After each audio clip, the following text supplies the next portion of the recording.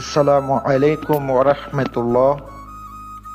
জিন পরি হাজির করার একটি আমল আনলাম।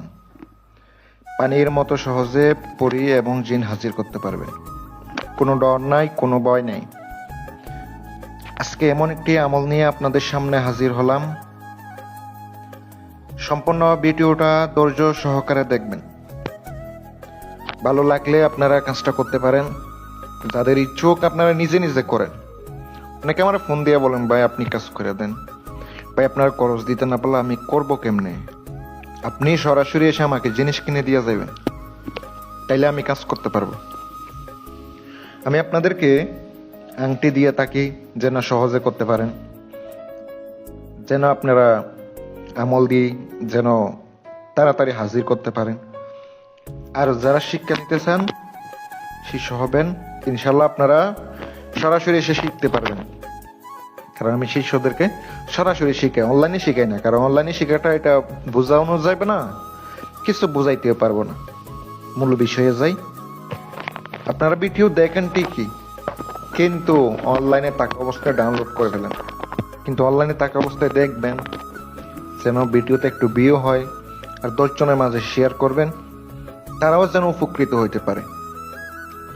আজকের যে আমলটি, এটা করলে আপনার কোনো ক্ষতি হবে না, কিচ্ছু হবে না, কিচ্ছু করতে হবে না। আপনার মনের মতো করতে পারবেন। আমলটি আমি আপনাদেরকে স্ক্রিনে দিয়ে দিচ্ছি। প্রথমত আমল মুখস্থ করবেন। অনেকে মনে করেন এগুলা ক্ষতি করে, ক্ষতি হবে কিনা। না, এগুলো আপনার কোনো ক্ষতি করবে না, কিচ্ছু করবে না। চালানি বলতে কিছু চালান অনেক প্রকার আছে। কিছু চালান দিয়ে মানুষের ক্ষতি করা হয়, আর কিছু আছে ভালো করা হয়। যেটা চালান করা হয় এটাতে আপনার কোনো ক্ষতি হবে না। এটা তো এমন না যে আমি আপনার ক্ষতির উদ্দেশ্যে কাজ করতেছি না, আপনারা সাধন করিও কাজ করতে পারেন। প্রিয় ভাই ও বোন, দেশ এবং দেশের বাহির থেকে অনেকে আমাকে ফোন দেন। অনেকে অতিরিক্ত বিরক্ত করেন, ভাই এত বিরক্ত করলে তো আমি বাঁচবো না, এত ফোন তো ধরতে পারি না। আপনারা কাজের উদ্দেশ্য হইলে আমারে ফোন দিবেন। যে আমলটা দিছি এটা মুখস্থ করতে হবে। অনেকে উল্টা পাল্টা বইরা মুখস্থ করে ফেলেন। অনেকে একটা আমল বইলা দি, হেরা করে আরেকটা। আমাকে আবার বলে, ভাই অমুক ভিডিওর নিয়মটা বইলা দেন। আপনার ভিডিও না দেখলে ভাই আমি নিয়ম বলবো কেমনি? আমি তো অনেক ভিডিও দিয়েছি, কোন ভিডিওর কথা বলবো? ভিডিও একবার না হলে 2বার দেখবেন, 2বার না হলে 3বার দেখবেন। ভাই বোঝাটা কিন্তু আপনার সহজ মনে করেন না। দেখবেন, প্রথমবার দেখছেন, দ্বিতীয়বার দেখে বুঝবেন। যদি না বোঝেন আরেকবার দেখবেন। আমি কিন্তু কোনো গোপন কিছু রাখি না ভাই, সব কিছু বললা দিই। মনোযোগ দিয়ে শোনেন। পাক পবিত্র হইয়া আমলটা মুখস্থ করবেন। জালালি জামেলি পরহেজ করবেন। এটা তো শরীর বন্ধ করা লাগবে না, কারণ কোনো ক্ষতি করবে না ভাই, কোনো ক্ষতি করবে না। কেপলামুখী হয়ে সাধনটি করতে হবে। কালো কাপড় পরতে হবে, কারণ এগুলো অবশ্যই বাধ্যতামূলক। আমি আপনাকে কালো কাপড় পরতে বলছি, আপনি লাল কাপড় পরবেন হবে না, কালো কাপড়ই পরতে হইব। পশ্চিম দিকে মুখ করে রাত 12টা 5 মিনিটে বসতে হবে। আপনি প্রত্যেক দিন একই টাইমে বসবেন। রাত 12টা যদি ঠিক 12টায় বসেন, ঠিক 12টায় বসবেন। এইভাবে করতে হবে। আজকে 12টায় বাজে বসছেন, কালকে 1টা বাজে বসবেন, হবে? হবে না। যেটা যেভাবে বলবো ওইভাবে করলে কাজ হইব, নয়তো হইব না। 100%। দেখেন, আমি আপনাদেরকে আমল দেব, ঠিক আছে?